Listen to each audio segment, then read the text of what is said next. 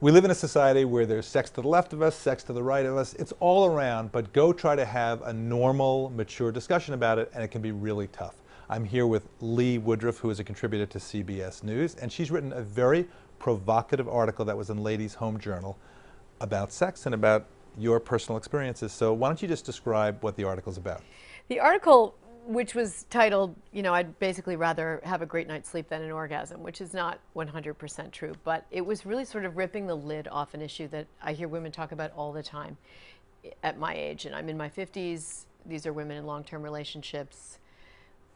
They're losing desire, or they wish that they had more desire to have sex with their husbands.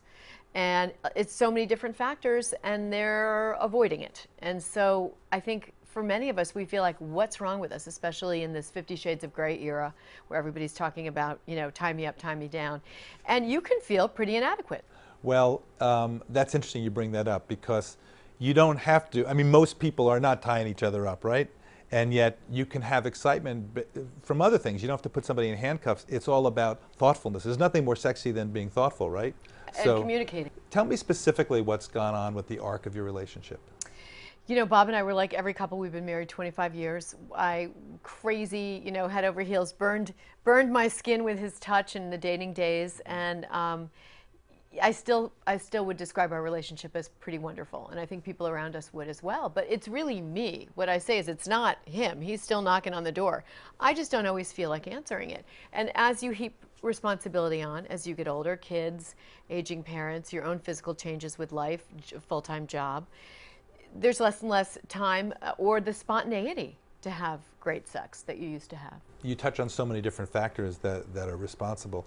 I mean, there is there's life that comes, and you talk about stress, about parents. There are some times there's a difference between time of day. You may want to have sex in the morning. He wants to have sex at night, or the other way around. Does that sound familiar? It does, and this is oversimplifying too. But the emotional connection thing. I can so think back to times when I just had a bad day at work, and so for me to get in that headspace when something's gnawing at me or bothering me is so much harder sometimes than I think he is, and some of that's physiology, right? I have to feel something for other things to work. And a lot of times it's that disconnect of life. You're in two different places doing two different things in your day, and that coming together part after you've cooked the dinner and done the dishes and bathed the kids, that's a lot. You're not feeling like that's the next thing I want to do. Feeling like lighting candles and laying rose petals down. I just want to go to get a great night's sleep so I can get up and do it all over again. I asked a patient recently about this subject, and she said, sometimes I'm just thinking, let's just get it over with so I can get on to do what I really want to do. And I write candidly about that. In fact, that was the part that I think got picked up so much in the article, was me saying I'm not beneath just sort of saying, okay, let's just do this, because I know that he will be in such a great mood that I can get all these things on my honey-do list done. And the barter system has been in force, in economies around the world. It works at home too sometimes. Unless he just rolls over and goes to sleep. And that's when I should start to worry, right?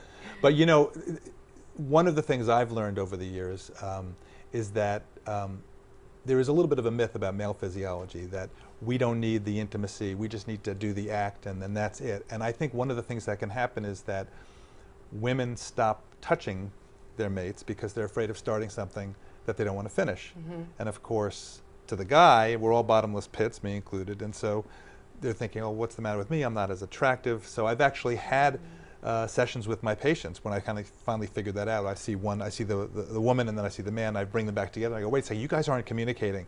And I'll say to the guy, look, you just have to have some kind of a signal. Either she's going to pull her earlobe, or she's going to say we're going to Funky Town, or some kind of signal.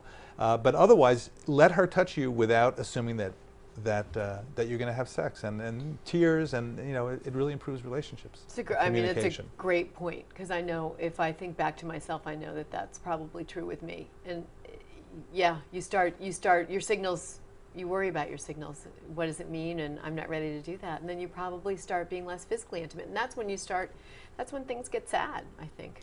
I think one of the things that's so difficult about this figuring out what's normal is there is no normal. I spoke to the Kinsey people yesterday. There is no normal. I mean, in general, the frequency of sex goes down over the decades. There are a lot of different variations. There's different different strokes for different folks, and the reasons why people don't have sex or do have sex are so varied.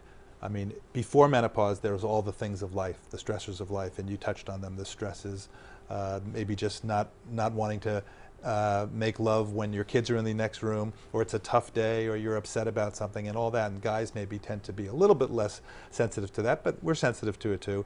And then, of course, as women hit menopause, you have changes in your body. Society is not very kind to women as they get older, especially in America. You may be feeling less sexy. And then there are physical changes. There are physical changes like vaginal dryness and loss of vaginal elasticity, which happens because of a drop in estrogen. So one of the things that can give you discomfort is not just the dryness. Dryness can be helped a lot by lubrication, but the loss of lubrication, the loss of elasticity leads to like tiny little tears. That's very uncomfortable and can be really uncomfortable for women. This is something that a lot of women don't know about. I didn't know about it actually years ago. And you got to talk to your gynecologist about that, because there are treatments for it.